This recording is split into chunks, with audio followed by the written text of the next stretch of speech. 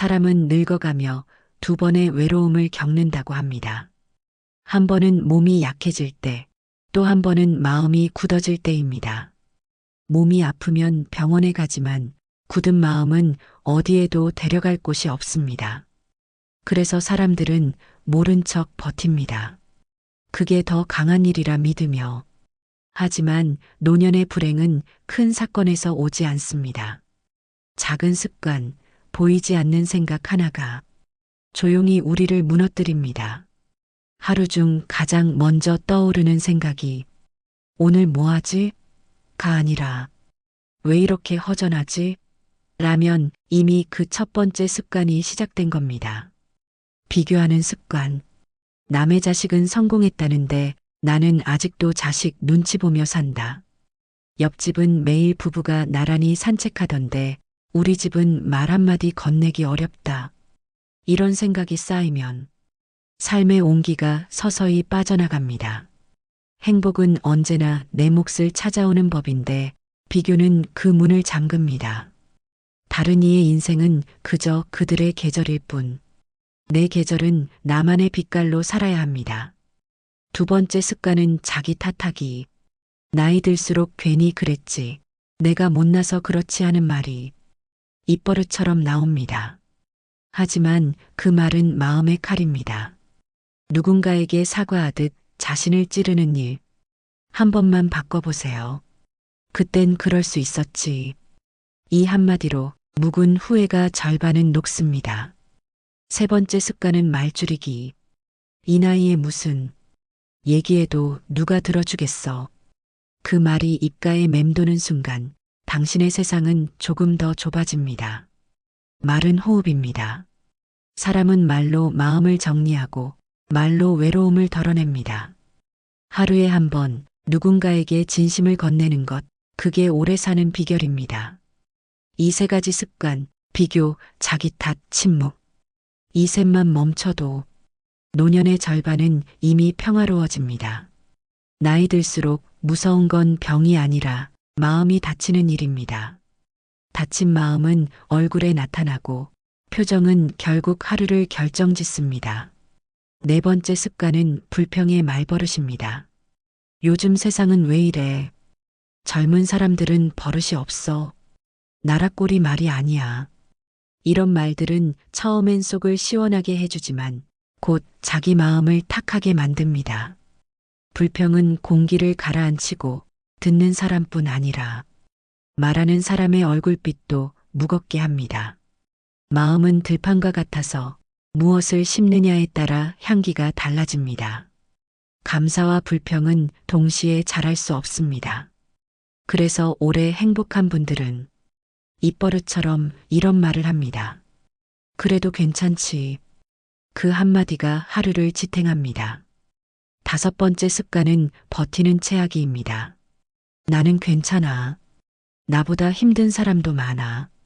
이 말 위로처럼 들리지만 사실은 자기 방어입니다. 속이 아픈데 괜찮다고 말하는 건 몸이 다쳤는데 약 바르지 않는 일과 같습니다. 인생의 후반전은 참는 법보다 털어놓는 법을 배우는 시기입니다. 사실 나 외롭다. 요즘 마음이 허전하다. 이렇게 내어놓을 때 사람 사이의 온기가 다시 흐릅니다. 누군가의 귀에 닿는 순간 그 마음은 이미 절반은 나았습니다. 여섯 번째 습관은 손 놓는 버릇입니다. 할 수 있는 일조차 귀찮아지는 것. 돌보던 화분을 방치하고 매일 걷던 길을 미루는 일. 이건 단순한 게으름이 아닙니다. 내일이 있을 거라는 믿음을 잃은 증거입니다. 하루에 단 한 걸음이라도 무언가를 다시 시작하는 사람은 늙지 않습니다. 작은 물건을 닦는 일, 오래된 편지를 정리하는 일, 누군가에게 안부를 전하는 일. 이 작은 움직임이 생의 불씨를 살립니다. 행복한 노년은 거창한 목표가 아니라 작은 일에 손을 대는 용기에서 옵니다. 다친 마음을 열고 말 한마디를 바꾸고 손을 한 번 더 내미는 일. 이 세 가지가 네 번째부터 여섯 번째까지의 해독제입니다. 삶이 길어질수록 사람은 점점 내가 옳다는 믿음 속에 갇힙니다. 하지만 행복한 노후를 지키려면 그 믿음부터 조금씩 내려놓아야 합니다. 일곱 번째 습관은 고집의 벽쌓기입니다. 내가 살아보니 다 그런 거야. 그 나이 돼봐야 알지. 이런 말들은 지혜처럼 들리지만 사실은 대화의 문을 닫는 열쇠입니다. 세상은 늘 바뀌는데 내 생각만 멈춰 있다면 그건 노화가 아니라 고립이 됩니다. 고집은 사람을 지켜주는 듯하지만 결국 자신을 혼자 두는 벽이 됩니다. 오래 산다는 건 많이 버티는 게 아니라 많이 바뀔 줄 아는 일입니다. 그 바뀜 속에서만 관계가 자랍니다. 여덟 번째 습관은 과거에 머무는 마음입니다. 그땐 좋았지. 그 시절로만 돌아가면 추억은 향기롭지만 그 향기에 취하면 현실의 빛을 잃습니다. 지금 손에 있는 따뜻한 찻잔, 지금 창문에 스며드는 빛, 지금 내 곁에 남은 한 사람. 이 지금만이 우리가 붙잡을 수 있는 시간입니다. 과거를 아름답게 기억하되 그곳에 눌러앉지는 마십시오. 추억은 머물 곳이 아니라 지나가는 길입니다. 아홉 번째 습관은 사람을 멀리하는 버릇입니다. 괜히 귀찮아. 나이 들면 혼자가 편하지. 하지만 혼자라는 건 편안함이 아니라 서서히 줄어드는 온기입니다. 사람은 사람에게서만 살아납니다. 한 번의 식사, 한 번의 전화, 한 번의 미소. 이 작은 교류가 삶의 기운을 되돌려줍니다. 관계는 잘 맞는 사람을 찾는 게 아니라 맞춰가는 시간을 함께 쌓는 일입니다. 마음의 문을 닫은 이들은 누구보다 외롭고 결국 자신에게도 다치게 됩니다. 고집, 과거, 고립. 이 세 가지는 노년의 마음을 천천히 굳게 만듭니다. 반대로 유연함, 현재, 관계는 노년의 행복을 새롭게 열어줍니다. 열 번째 습관은 아마도 가장 많은 분이 가진 것일 겁니다. 두려움을 숨기는 버릇. 나이 든다는 건 결국 모르는 것을 더 많이 맞이하는 일입니다. 몸도 사람도 세상도 하루가 다르게 변해갑니다. 그때 우리 안에 조용히 피어나는 감정, 그게 두려움이지요. 하지만 우리는 그걸 인정하지 않습니다. 괜찮아. 아직은 할만해. 이 정도는 별거 아니야. 그렇게 스스로를 다독이는 척하면서 사실은 더 깊이 움츠러듭니다. 두려움을 숨기면 마음은 단단해지는 게 아니라 딱딱해집니다. 어느 날 작은 일에도 울컥하고 사람의 말 한마디에 쉽게 상처받습니다. 그건 연약해서가 아니라 두려움이 쌓여 굳었기 때문입니다. 이제 그 버릇을 멈출 때입니다. 무서움을 인정하는 용기, 그것이 평온의 첫걸음입니다. 나는 사실 외롭고 조금은 두렵다. 이 말을 스스로에게 한 번쯤 내뱉어 보세요. 그 순간부터 마음이 풀립니다. 나약함을 인정하는 사람은 다시 부드러워집니다. 그 부드러움이 바로 삶의 마지막까지 우리를 따뜻하게 지켜주는 힘입니다. 이 10가지 습관을 가만히 들여다보면 모두 다른 모습이지만 한 뿌리를 가지고 있습니다. 그 뿌리의 이름은 두려움입니다. 비교는 내가 부족할까 하는 두려움에서, 자기 탓은 사랑받지 못할까 하는 두려움에서, 침묵은 누가 외면할까 하는 두려움에서, 고집은 흔들리면 무너질까 하는 두려움에서 자라납니다. 우리가 싸워야 할 대상은 세상이 아니라 두려움입니다. 나이 든다는 건 그 두려움과 화해하는 일입니다. 두려움을 덮으려 하지 말고 그 위에 햇살을 비추세요. 그래, 무섭구나.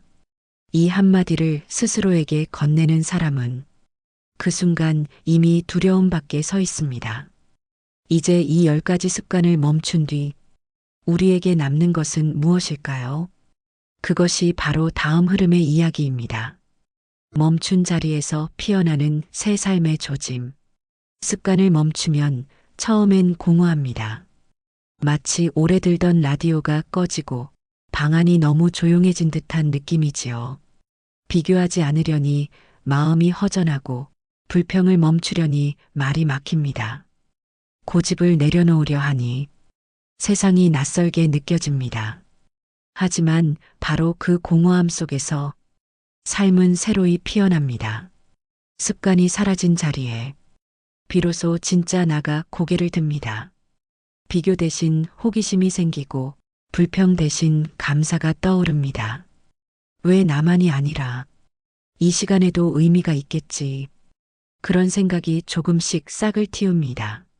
노년의 행복은 더 많이 가지는 데 있지 않습니다. 덜어내고 비우는 일 속에서 생깁니다. 마음의 여백이 넓어질수록 그 안에 햇살이 머뭅니다. 어느 날 문득 무심히 바라본 하늘이 유난히 깊어 보일 때가 있습니다. 그건 세상이 달라진 게 아니라 당신의 시선이 달라진 것입니다. 행복은 먼 곳에 있지 않습니다. 새로운 습관이 아니라 사라진 습관의 자리에 찾아옵니다. 아침에 눈을 뜨며 오늘은 누구를 미워하지 말자. 저녁에 불을 끄며 그래도 괜찮았지. 이 두 마디면 됩니다. 그렇게 며칠이 지나면 표정이 달라지고 말이 부드러워지고 사람이 다시 다가옵니다. 누군가와 차를 마시며 굳이 말을 하지 않아도 서로의 눈빛이 따뜻해집니다. 그건 당신이 이미 변했다는 증거입니다.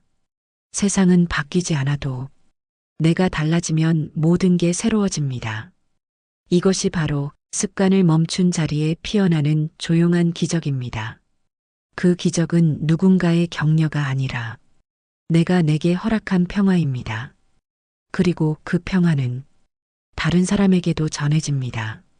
당신의 말투가, 표정이, 침묵이 주변 사람의 하루를 따뜻하게 만듭니다. 이제 우리는 멈춘 자리에서 배우는 마지막 두 단계, 삶의 의미를 새로 짓는 법과 다시 사랑을 시작하는 마음을 이야기해야겠지요. 조용한 새벽에 가만히 앉아 있으면 이런 생각이 스며듭니다.